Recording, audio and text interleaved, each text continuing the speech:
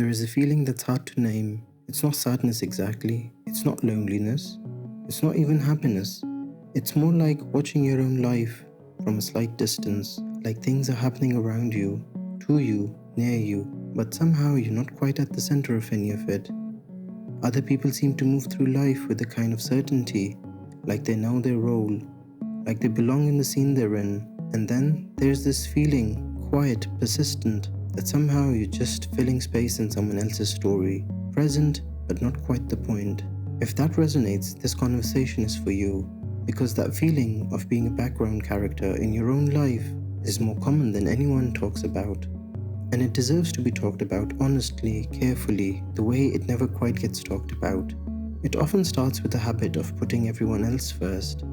Not in a dramatic way, just quietly, choosing the restaurant everyone else wants, going along with plans that weren't yours, shrinking opinions in rooms where other voices are louder, laughing at the right moments, saying the right things, making sure everyone around you is comfortable, and somewhere in all of that, losing the thread back to what you actually want, what you actually think, who you actually are, when nobody needs anything from you. And the strange thing is, it happens so gradually that there's no single moment where it can be pointed out and said, there, that's where it all started.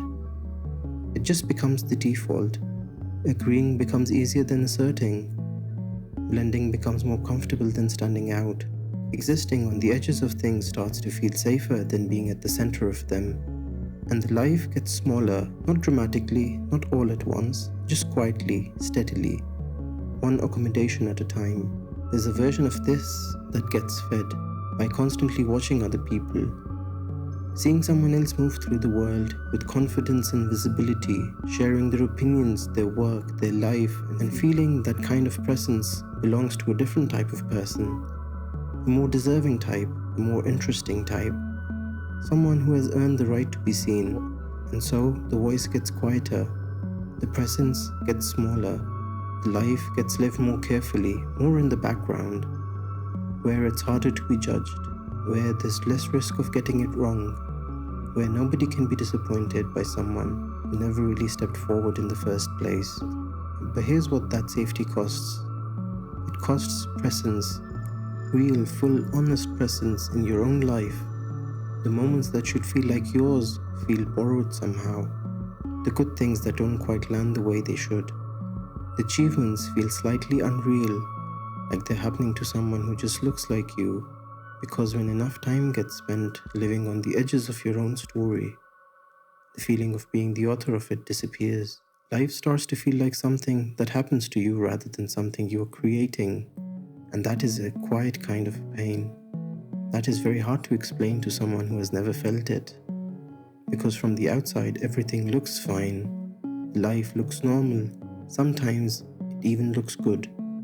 But on the inside, there is this persistent sense that something is off, that this isn't quite it, that somewhere along the way, the wrong path got taken, or no path got taken at all, and now it's just existing in the spaces between other people's lives. There's a moment that happens sometimes, usually alone, usually quiet, where the question surfaces. What do you actually want? Not what would make things easier for everyone else. Not what would make sense to people around you.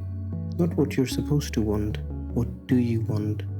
And the silence that follows that question can be unsettling, because somewhere along the way, that answer got buried. Under all the accommodating, under all the going along, under all the background character behavior that becomes so habitual it started to feel like personality. So what does it look like to come back? To step back into the center of your own story? It doesn't happen all at once. And it doesn't require becoming someone louder, or more visible, or more certain than feels true. It starts with something much smaller. It starts with a preference, saying what food sounds good, choosing the movie, sharing the opinion even when the room might not agree, letting a want to be known out loud, instead of quietly folding it away. Small things, seemingly insignificant things, but they matter. Because every time a preference gets voiced, every time a boundary gets set, every time the honest answer gets given instead of the easy one, something shifts. The story starts to feel a little more authored. The life starts to feel a little more inhabited. There will be discomfort in it. Taking up space always feels uncomfortable for someone who learned to shrink. People might react differently than they did to the quieter version. Some might not know what to do with someone who has started to take up the space they were always supposed to occupy. That's okay. That discomfort isn't a sign to go back. It's a sign that something real is happening. This life, this specific, unrepeatable, yours alone life, is not meant to be lived in the background. It's not meant to be a supporting role in everyone else's story. It has a center, and that center is waiting. Not for permission, not for the right moment, not for someone to finally notice and hand over the role, just waiting for the decision to step into it, quietly, imperfectly, but fully. If this felt like something that needed to be said out loud, share it with someone who might need it too. Subscribe to The Reset for more conversations like this.